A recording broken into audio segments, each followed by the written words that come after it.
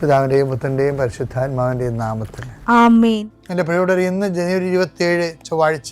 അമ്മേ പരിശുദ്ധ അമ്മേ, അമ്മേ പരിശുദ്ധമേ, ദൈവമാതാവേ, കൃപാസനത്തിലൂടെ ഞങ്ങൾക്കും ഞങ്ങളുടെ ദേശത്തിനും അമ്മ മധ്യസ്ഥം തേടിത്തന്ന എല്ലാ അനുഗ്രഹങ്ങൾക്കും കൃപകൾക്കും ഞങ്ങളിപ്പോൾ ഹൃദയം നിറഞ്ഞ നന്ദി പറയുന്നു. അമ്മേ പരിശുദ്ധമേ, ദൈവമാതാവേ, 2004 ഡിസംബർ 7 ഉച്ചകഴിഞ്ഞ് 2:30 കൃപാസനത്തിൽ സംഭവിച്ച അമ്മയുടെ പ്രത്യക്ഷപ്പെടലിനെ കുറിച്ച് തിരുസഭയ്ക്ക് സമർപ്പിച്ചിരിക്കുന്ന പഠനരേഖകളുടെ മേൽ സഭാത്മകമായ പഠനം ആരംഭിക്കുവാൻ ഞങ്ങൾ പ്രാർത്ഥിക്കുന്നു. അമ്മേ പരിശുദ്ധമേ, ഭൂസ്വർലോകങ്ങളുടെ രാജ്ഞിയായ അങ്ങേയ്ക്ക് ഭൗമസംരക്ഷണത്തിനായി പ്രപഞ്ചപ്രകൃതിയെ തന്നെ തിരുസഭ പ്രതിഷ്ഠിക്കുവാൻ ഈ പ്രത്യക്ഷീകരണം വഴി ഇടയാക്കണമേ. പരിശുദ്ധമേ, ജപമാല മാതാവേ, സകല കൃപാസനം പ്രാർത്ഥനയോടും ചേർത്ത് ഞങ്ങളിപ്പോൾ പ്രാർത്ഥിക്കുന്ന ഈ കുടുംബത്തിന്റെ പ്രത്യേക നിയോഗം പറ മക്കളെ.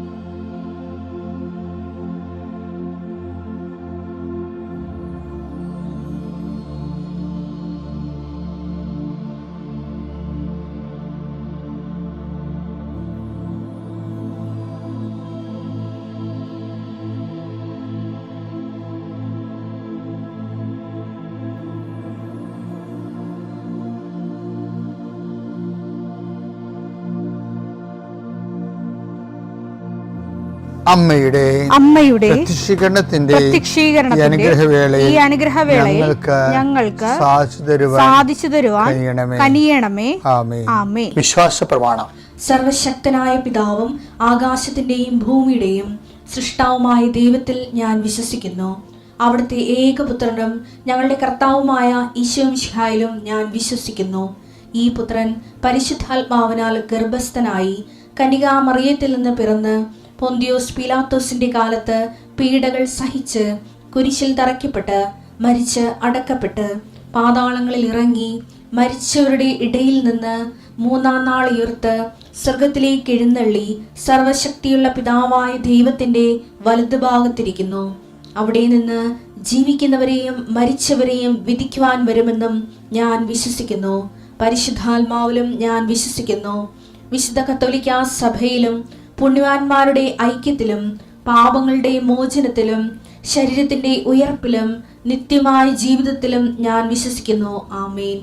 സ്വർഗ്ഗസ്ഥനായ ഞങ്ങളുടെ പിതാവേ, അങ്ങയുടെ നാമം പൂജിതമാകണമേ. അങ്ങയുടെ രാജ്യം വരണമേ. അങ്ങയുടെ തിരുമനസ് സ്വർഗത്തിലെ പോലെ ഭൂമിയിലും ആകണമേ. അന്നു വേണ്ടുന്ന ആഹാരം ഇന്ന് ഞങ്ങൾക്ക് തരണമേ. ഞങ്ങളോട് തെറ്റ് ചെയ്യുന്നവരോട് ഞങ്ങൾ ക്ഷമിക്കുന്നത് പോലെ ഞങ്ങളുടെ തെറ്റുകൾ ഞങ്ങളോടും ക്ഷമിക്കണമേ. ഞങ്ങളെ പ്രലോഭനത്തിൽ ഉൾപ്പെടുത്തരുതേ, തിന്മയിൽ ഞങ്ങൾ രക്ഷിക്കണമേ. ആമേൻ. നന്മ നിറഞ്ഞ മറിയമേ, സ്വസ്തി. കർത്താവ് അങ്ങയുടെ കൂടെ സ്ത്രീകളിൽ അങ്ങ് അനുഗ്രഹിക്കപ്പെട്ടവളാകുന്നു. അങ്ങയുടെ ഉദരത്തിൻ ഫലമായി ഈശോ അനുഗ്രഹിക്കപ്പെട്ടവനാകുന്നു. പരിശുദ്ധ മറിയമേ, തമ്പുരാന്റെ അമ്മേ, പാപികളായ ഞങ്ങൾക്ക് വേണ്ടി ഇപ്പോഴും ഞങ്ങളുടെ മരണസമയത്തും തമ്പുരാനോട് അപേക്ഷിക്കണമേ. ആമേൻ. കർത്താവേ, നിന്റെ ഉന്നതമായ നാമത്തിന് സ്തോത്രം ചെയ്യുന്നു. കർത്താവേ, നിന്റെ വിശുദ്ധ പൗരോഹിത്യത്തെ മഹത്വപ്പെടുത്തണമേ. കർത്താവേ, സഭയിലുള്ള സാന്നിധ്യം പ്രകടമാക്കണമേ.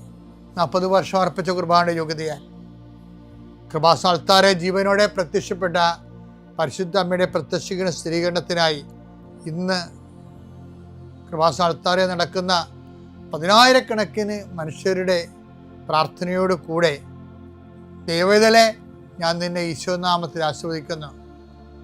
മാതാവിൻ്റെ പ്രത്യക്ഷീകരണത്തിൽ ഇന്ന് വരെ നടന്നിട്ടുള്ള എല്ലാ അനുഭവ സാക്ഷികളുടെയും സാക്ഷ്യങ്ങൾ നിനക്കും ഈ നിമിഷം നിൻ്റെ ഏറ്റവും വലിയ സങ്കടകരമായ അവസ്ഥകളെ അതിജീവിക്കാൻ ദൈവം നിന്നെ സഹായിക്കട്ടെ എന്ന് പ്രാർത്ഥിക്കുന്നു. നീ ഭയപ്പെടുന്ന വ്യക്തികൾ, നീ സങ്കടപ്പെടുന്ന കാര്യങ്ങൾ, നീ എന്ത് ചെയ്യും എങ്ങനെ അതിജീവിക്കും എന്ന് വേദനിക്കുന്ന വിഷയങ്ങൾ, അതിൻ്റെ മേലെല്ലാം കർത്താവിൻ്റെ ആത്മാവ് പ്രവർത്തിക്കട്ടെ.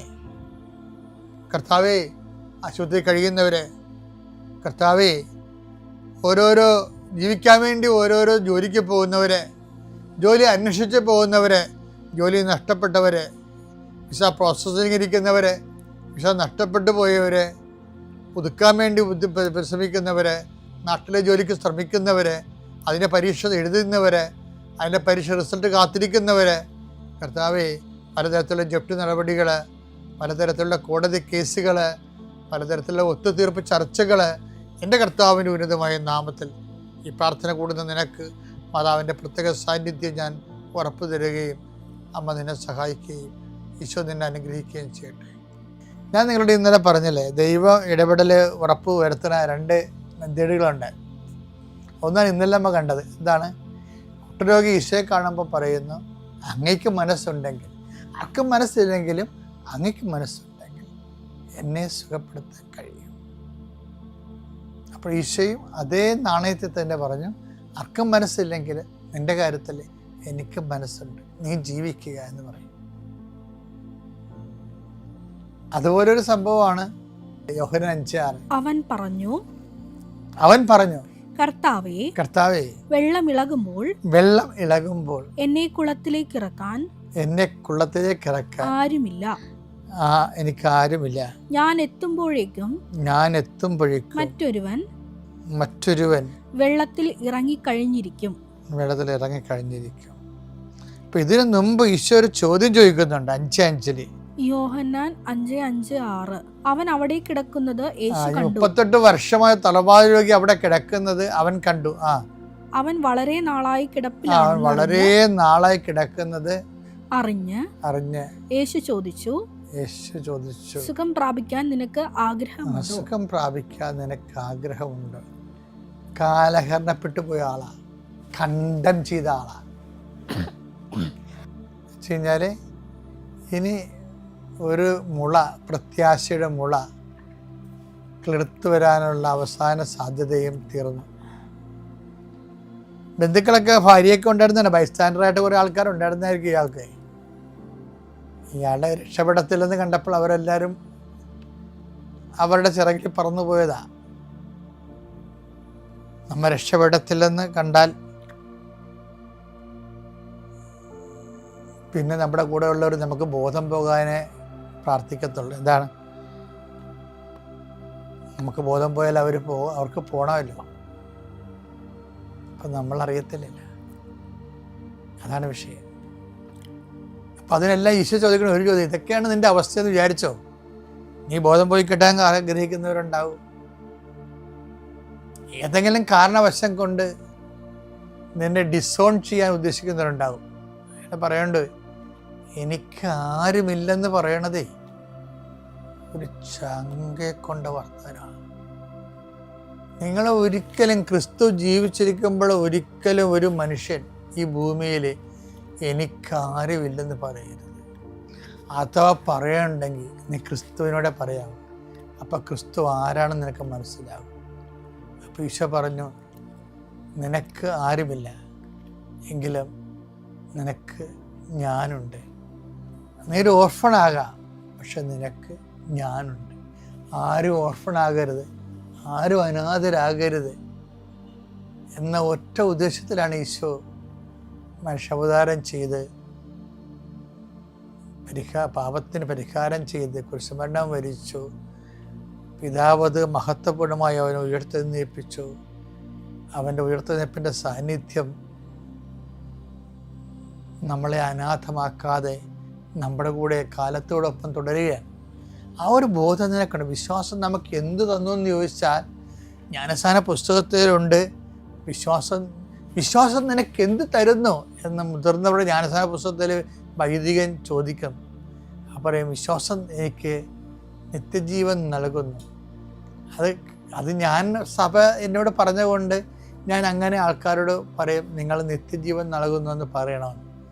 പക്ഷേ എൻ്റെ മനസ്സപ്പോൾ പറയും, വിശ്വാസം നിനക്ക് ക്രിസ്തുവിനെ തരും. ക്രിസ്തുവില്ലെങ്കിൽ നിത്യജീവൻ കൊണ്ട് എന്ത് പ്രയോജനം?